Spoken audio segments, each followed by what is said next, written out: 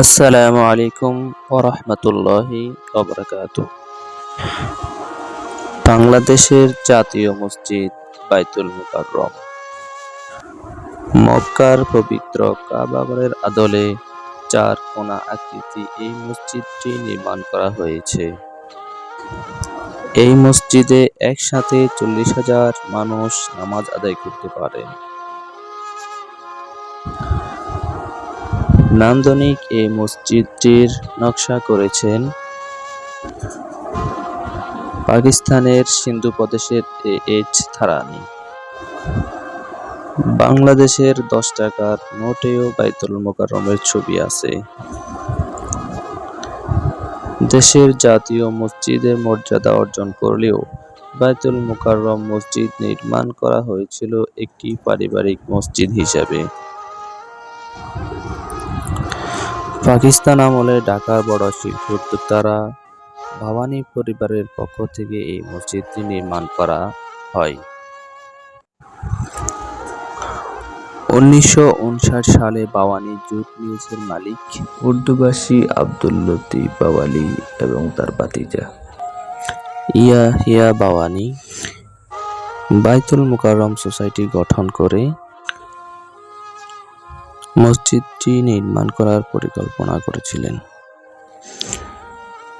১৯৬০ সালের ২৭শে জানুয়ারি আব্দুল লতিফ ভাওয়ানী মসজিদ নির্মাণের ভিত্তিপ্রস্তর স্থাপন করেন।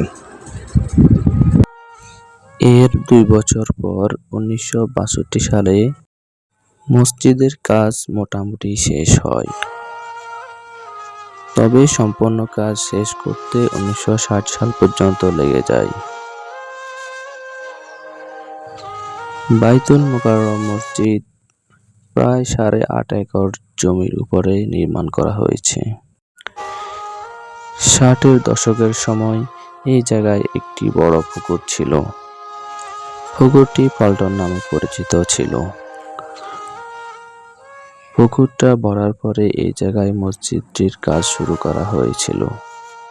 বাইতুল মোকাররম মসজিদটি নির্মিত হয়েছিল পুরান ঢাকা এবং নতুন ঢাকার মিলনস্থলে। এই মসজিদটি নির্মাণের অনেক আগে থেকে নতুন ঢাকার সীমানা বাড়তে থাকে। ফলে নতুন এবং পুরাতন দুই জায়গার কথা মাথায় রেখে এই জায়গায় নির্বাচন করা হয়েছে। তৎকালীন সময়ে বাইতুল মোকাররমের ওই জায়গাটি নগরের কেন্দ্র হিসাবে বিবেচনা করা হতো। মসজিদের মূল ভবনটি ৮ তলা, যা মাটি থেকে ৯৯ ফুট উঁচু। মসজিদটির নিচে গুদামঘর এবং মার্কেট রয়েছে। মসজিদের উত্তর, দক্ষিণ এবং পূর্ব দিকে ৩টি প্রবেশ পথ রয়েছে।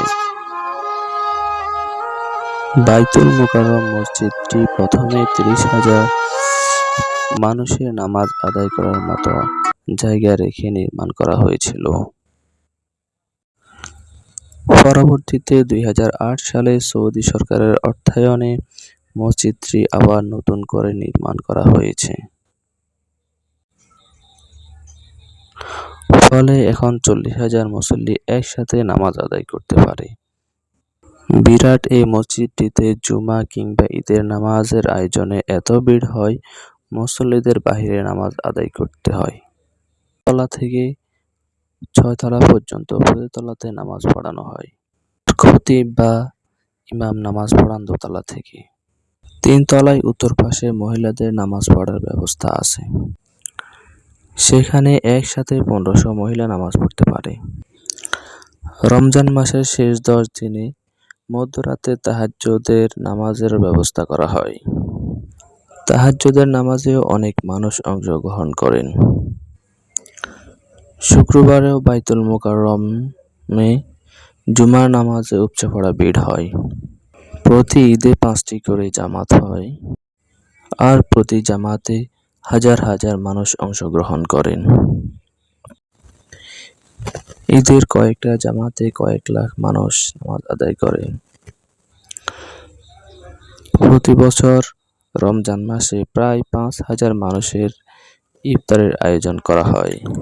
এই ইফতারের আয়োজন করে বাংলাদেশের ইসলামিক ফাউন্ডেশন। বায়তুল মুকাররমের নকশা, স্থাপত্য শহরের ভিন্ন ধরনের আকর্ষণ রয়েছে। ভিন্ন ধরনের দেশি বিদেশি পর্যটকরা মসজিদটি দেখতে আসেন।